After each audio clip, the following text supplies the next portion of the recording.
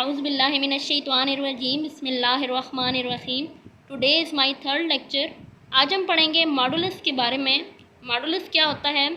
The modulus or absolute value of z equal to x plus iota y is defined as square root of x square plus y square and usually denoted by mod of z equal to square root of x square plus y square which is non negative real quantity. कि हमारे पास एक complex number है z equal to x plus iota y. अगर हमने इसके mod या modulus absolute value अगर हमने फाइंड करनी है तो हम क्या करेंगे कि जो x यानी कि जो रियल पार्ट है और y जो इमेजिनरी पार्ट है उन दोनों का स्क्वायर लेंगे, दोनों को प्लस करेंगे और स्क्वायर रूट आ जाएगा। ये होती है मॉडुलस वैल्यू, या इसको हम कैसे लिख सकते हैं? Mod of z equal to square root of x square plus y square. और आगे लिखा हुआ है कि which is non negative real quantity. Non negative कैसे कि अगर हमारे पास x और y नेगेटिव नंबर भी होंगे तो जब हम उनका स्क्वायर लेंगे तो वो पॉजिटिव हो जाएंगे, हमेशा पॉजिटिव नंबर ही आएगा। तो इसलिए लिखा हुआ है कि non negative real quantity. Non negative mean positive number भी और ज़ीरो भी आ सकता है, दोनों चीज़ें उसमें शामिल होती हैं। हमने उस दिन इसकी प्रॉपर्टीज़ तो देखी थी, अब हम इन प्रॉपर्टीज़ को सॉल्व करेंगे। पहली इसकी प्रॉपर्टी है z कॉन्जुगेट का मॉड इक्वल होता है z मॉड के। तो इसका प्रूफ क्या है? लेफ्ट हैंड साइड पहले हमने ले लिया z कॉन्जुगेट, हमने इसको सॉल्व करना है। तो z किसके इक्वल होता है? x plus iota y. जब हम दोनों साइड पे कॉन्जुगेट लेंगे z conjugate equal to x minus iota y, तो हमने आयोटा को साइड पे कर लिया और माइनस वाई ब्रैकेट में कर लिया। अब z कॉन्जुगेट का मॉड लेना है। तो हमने अभी यहाँ पे फार्मूला पढ़ा था कि जो रियल वाली वैल्यू है उसका स्क्वायर और इमेजिनरी वैल्यू का स्क्वायर। तो यहाँ पर भी हम वही करेंगे। यहाँ पर रियल नंबर है x का स्क्वायर और इमेजिनरी नंबर है माइनस वाई का स्क्वायर। तो ये बन जाएगा x का square plus minus minus plus हो जाएगा y का स्क्वायर। इसको हम इक्वेशन नंबर 1 कह देंगे।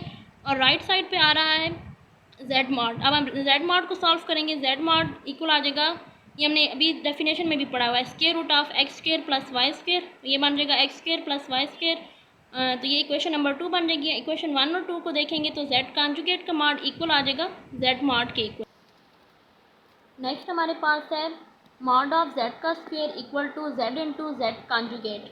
इसमें हम पहले लेफ्ट हैंड साइड लेंगे, z इक्वल टू आ जाएगा x प्लस आयोटा वाई। अभी हमने मॉड को पढ़ा है, मॉड ऑफ z किसके इक्वल आ जाएगा? Square root of x square plus y square. यहाँ पे हमने लेना है मॉड ऑफ z का स्क्वायर। तो दोनों साइड पे जब स्क्वायर लेंगे तो यहाँ पे स्क्वायर रूट से स्क्वायर रूट और स्क्वायर खत्म हो जाएंगे, वैल्यू रह जाएगी x square plus y square. इसको हम कहेंगे इक्वेशन नंबर 1। अब हम राइट हैंड साइड को सॉल्व करेंगे। राइट हैंड साइड पे है z इंटू जेड कॉन्जुगेट। फिर हमने z की वैल्यू ली है x प्लस आयोटा वाई और z कॉन्जुगेट की वैल्यू आ जाएगी x माइनस आयोटा वाई। इनको हम मल्टीप्लाई करेंगे, x को करेंगे x से तो x स्क्वायर आ जाएगा, फिर x को आयोटा वाई से करेंगे माइनस आयोटा एक्स वाई आ जाएगा और प्लस आयोटा वाई को x से करेंगे प्लस आयोटा एक्स वाई और plus minus minus iota square y square.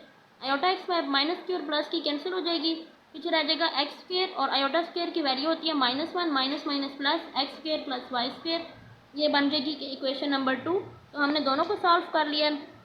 Left hand side का भी आंसर और राइट हैंड साइड का आंसर सेम आ गया, जिससे हमें पता चला कि मॉड ऑफ z का स्क्वायर इक्वल होता है z इंटू जेड कॉन्जुगेट। अब थर्ड प्रॉपर्टी क्या है कि मॉड ऑफ z जो है, मॉड ऑफ z का स्क्वायर वो ग्रेटर और इक्वल होता है रियल वैल्यू ऑफ z के स्क्वायर के। जैसे कि हमारे पास मॉड ऑफ z का स्क्वायर की वैल्यू अभी क्या आई थी? इसमें x square plus y square, x square plus y square, यानी इन दोनों वैल्यूज़ को मिलाने से, इन दोनों वैल्यूज़ के स्क्वायर को मिलाएंगे तो तब ये चीज़ मॉड ऑफ z स्क्वायर के इक्वल है। लेकिन अगर हम इसमें से एक टर्म को ज़ीरो कर दें, इसको ख़त्म कर दें, क्योंकि हमने रियल वैल्यू निकालनी है तो इमेजिनरी वैल्यू को ख़त्म कर दिया है। पहले इन दोनों वैल्यूज़ को मिलाने की वजह से ये इस टर्म के इक्वल आ रही थी, लेकिन अगर हमने एक वैल्यू अब इसमें से निकाल दी है तो अब ये x वाली वैल्यू जो है ये छोटी होगी और मॉड ऑफ z का स्क्वायर की वैल्यू बड़ी होगी है। इसलिए हमने लिख दिया है कि मॉड ऑफ z का स्क्वायर जो है वो अब ग्रेटर और इक्वल हो गया है एक्स स्क्वायर के, क्योंकि इसमें से एक टर्म निकल गई है। पहले इन दोनों वैल्यूज़ को मिलाने से वो इसके इक्वल थी, अब एक वैल्यू उधर इस साइड पे कम हो गया है तो ये अब वैल्यू छोटी होगी और ये वैल्यू बड़ी होगी। और x असल में क्या होता है? z का रियल पार्ट होता है, तो इसकी जगह आ जाएगा रियल ऑफ z का स्क्वायर ग्रेटर, ये वाली टर्म बन जाएगी। और फोर्थ प्रॉपर्टी क्या है? मॉड ऑफ z का स्क्वायर ग्रेटर और equal to imaginary of z का स्क्वायर। तो वही वाला रिजल्ट कि मॉड ऑफ z का स्क्वायर इक्वल होता है x square plus y square. अब अगर हम x को ज़ीरो कर दें तो ये वाली जो वैल्यू है मॉड ऑफ z का स्क्वायर, ये वाई स्क्वायर से ग्रेटर और इक्वल हो जाएगी। तो वाई असल में होता है z का इमेजिनरी पार्ट, तो मॉड ऑफ z का स्क्वायर ग्रेटर और इक्वल हो जाएगा इमेजिनरी ऑफ z का स्क्वायर। फोर्थ प्रॉपर्टी हमारे पास है z1 z2 का मॉड इक्वल है z1 mod into z2 mod. ये हमने पीछे रिजल्ट एक यूज़ किया था कि z मॉड का स्क्वायर जो है उसको हम लिख सकते हैं z इंटू जेड कॉन्जुगेट। तो यहाँ पे भी हमने वही रिजल्ट यूज़ किया है इसको हम अगर हम लिखें कि Z1 Z2 का होल मॉड का स्क्वायर को हम लिख सकते हैं इसी हिसाब से Z1 Z2 into Z1 Z2 का होल कॉन्जुगेट। तो अब हम इनको जब अलग अलग लिखेंगे तो हमने जो 1 वाले हैं वो इकट्ठे कर लिए और 2 वाले इकट्ठे कर लिए हैं, तो ये बन गया Z1 इंटू Z1 कॉन्जुगेट और Z2 इंटू Z2 कॉन्जुगेट। तो जिस तरह ये था Z इंटू Z कॉन्जुगेट, ये इक्वल था मॉड ऑफ Z के स्क्वायर के, तो Z1 इंटू Z1 कॉन्जुगेट बन जाएगा मॉड ऑफ Z1 का स्क्वायर और Z2 इंटू Z कॉन्जुगेट बन जाएगा मॉड ऑफ Z2 का स्क्वायर। तो हमारे पास यहाँ पे लेफ्ट हैंड साइड पे वैल्यू चल रही थी Z1 Z2 का होल मॉड का स्क्वायर, तो इक्वल टू आ जाएगा Z1 मॉड का स्क्वायर Z2 मॉड का स्क्वायर। ये दोनों के स्क्वायर को बाहर एक दफ़ा ले लिए और दोनों साइड पर स्क्वायर रूट लिया, तो ये वैल्यू आ गई है mod of Z1 Z2 equal to mod of Z1 into mod of Z2। और आगे डिवीजन की प्रॉपर्टी है कि mod of Z1 over Z2 equal आ जाएगा mod of Z1 over mod of Z2। तो Z2 को हम कभी भी इसमें ज़ीरो के इक्वल नहीं लेंगे, हमेशा नॉन ज़ीरो ही लेंगे।